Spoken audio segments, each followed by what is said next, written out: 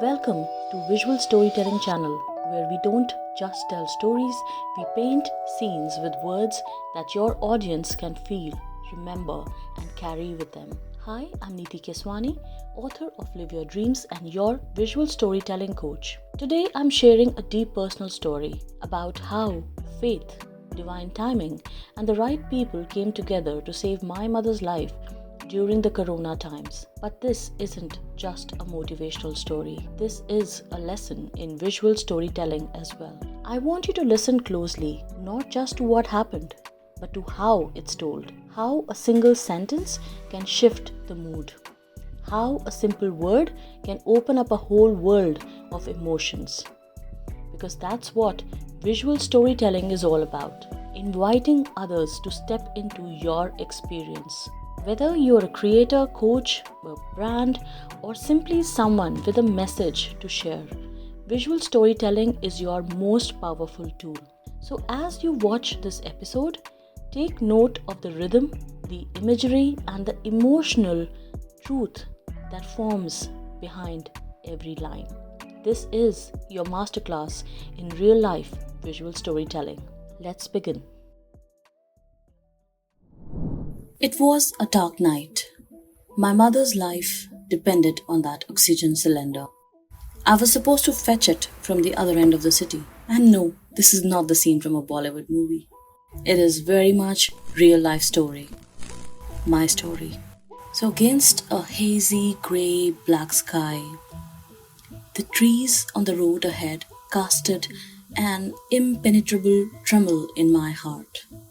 It was not that the roads were not known to me, or the place was just way out in the jungles. I was right in the middle of the city. But it was the time of the night, the most peculiar. If someone you know had corona, especially during the peak time that was in April 2021 in India, you know that the condition of the patients were deteriorating very fast. Actions had to be taken very quickly, and that too right ones. And with the medical science still learning about it, doctors were also struggling with how to combat the situation. Stress and anxiety was looming around. Every other WhatsApp message was about someone's sad demise. There was hue and cry everywhere, and people were calling frantically each other for help. Money was just being poured into hospital bills and beds, and oxygen cylinders had become a rare commodity. But I'm speaking to you today to let you know there is someone who is watching all of us, ready to help us. And inspiration has come today to tell you about this experience. So here it goes. You see, during the peak time of Corona's onset in India, my parents contracted it, but somehow I wasn't taking it that seriously. It was the start of the deadly wave of corona, and none of us had anticipated the effects and the fatal impact it was about to have on humankind. So I was taking it just like last year, like staying indoors, sanitizing regularly, taking precautions, taking measures, having green tea often, and things like that. And I assumed that it will go away just like that this time as well. And although my mother's condition was not great, I was thinking that she will come out of it. Somehow I could not see the gravity in the situation. It was the foresightedness of someone very close to me that helped keep my life sane during this period. It was my sister. She was in New York and couldn't have come and asked me to take some radical steps to combat it. She could somehow see the gravity of the situation. She could somehow see the impact this time it might have. And she forced me, which she has never done in her entire life, to move close to my mom-dad's place because it is the need of the hour. And while she asked me to move close to them, she didn't want me to move into the same house, So we were a little bit level-headed too. We were not being so emotional that we would have moved into the house. So we decided that I had to move in somewhere near, but not into the house, so that I don't get the disease and I don't get to do more damage to the situation than it already was causing all of us. So I made some phone calls and moved in close to my mom dad's place. Luckily there was a friend's house that had just become vacant, and it was close enough that I was available at their beck and call and far enough to dodge corona. But while all this was going on, my mother's condition was getting grimmer. And soon the doctor recommended that you have to, go and fetch an oxygen cylinder for her just in case. But with each passing moment, he said, right now, get the cylinder right now. And the hospitals were refusing it. It was not stocked anywhere. It was becoming quite difficult to find an oxygen cylinder. So while all this was going on, my mother's condition was getting grimmer, and soon the doctor was recommending us that you have to fetch an oxygen cylinder ASAP. It was a dark night because my mother's life depended on that oxygen cylinder, and I was supposed to fetch it from the other end of the city. And no, this is not the scene from a Bollywood movie. It was very much real life story, my story. Against a hazy grey-black sky, the trees on the road ahead casted an impenetrable tremble in my heart. It was not that the roads were not known to me or the place was just way out in the jungles. It was that time of the night, the most peculiar. We were supposed to fetch the cylinder at 2 a.m. because that was the only time it was available with him. The guy who had procured one and only one oxygen cylinder. We all know about Delhi, and I guess the picture that has been painted about the Delhi's road is far more scary than any Bollywood horror movie. And I guess that plays a part in your psyche while you contemplate moving out by yourself. Now you might be thinking that what sort of a Delhi girl is she? She hasn't partied late into wee hours or what? But that is different, my friend.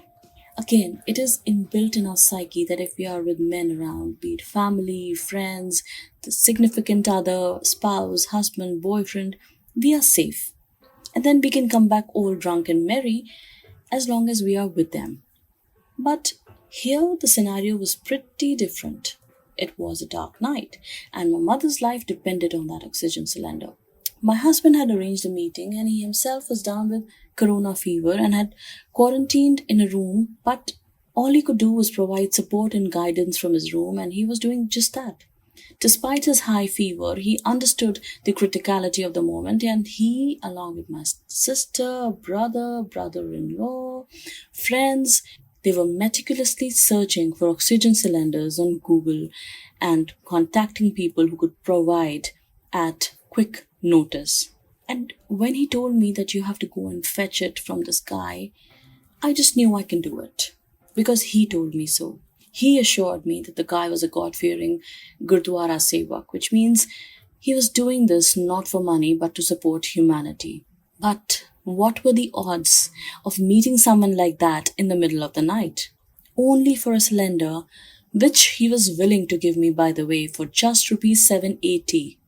When around the entire Delhi, Gurgaon, the cylinders were being available for 15,000 and above.